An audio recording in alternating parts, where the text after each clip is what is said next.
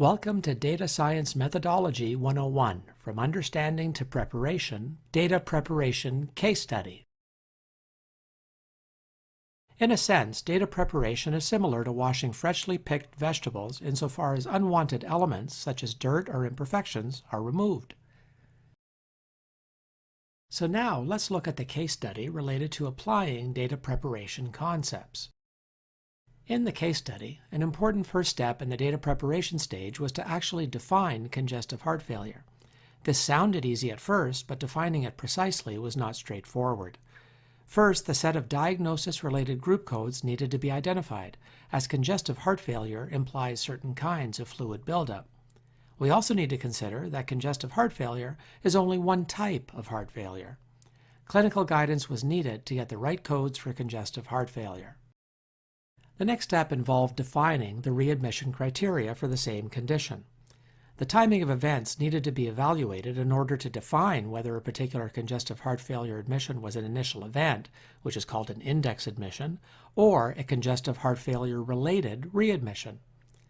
Based on clinical expertise, a time period of 30 days was set as the window for readmission relevant for congestive heart failure patients, following the discharge from the initial admission. Next, the records that were in transactional format were aggregated, meaning that the data included multiple records for each patient. Transactional records included professional provider facility claims submitted for physician, laboratory, hospital, and clinical services. Also included were records describing all the diagnoses, procedures, prescriptions, and other information about inpatients and outpatients. A given patient could easily have hundreds or even thousands of these records, depending on their clinical history. Then, all the transactional records were aggregated to the patient level, yielding a single record for each patient as required for the decision tree classification method that would be used for modeling.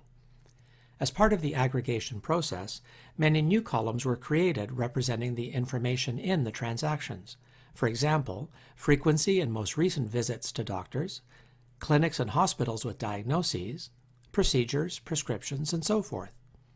Comorbidities with congestive heart failure were also considered, such as diabetes, hypertension, and many other diseases and chronic conditions that could impact the risk of readmission for congestive heart failure. During discussions around data preparation, a literary review on congestive heart failure was also undertaken to see whether any important data elements were overlooked, such as comorbidities that had not yet been accounted for. The literary review involved looping back to the data collection stage to add a few more indicators for conditions and procedures.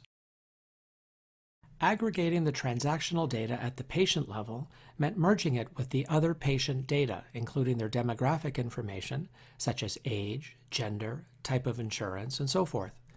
The result was the creation of one table containing a single record per patient, with many columns representing the attributes about the patient in his or her clinical history. These columns would be used as variables in the predictive modeling. Here is a list of the variables that were ultimately used in building the model. The dependent variable, or target, was congestive heart failure readmission within 30 days following discharge from a hospitalization for congestive heart failure, with an outcome of either yes or no.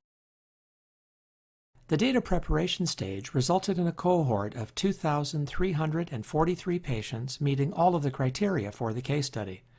The cohort was then split into training and testing sets for building and validating the model respectively. This ends the data preparation section of this course, in which we apply the key concepts to the case study. Thanks for watching.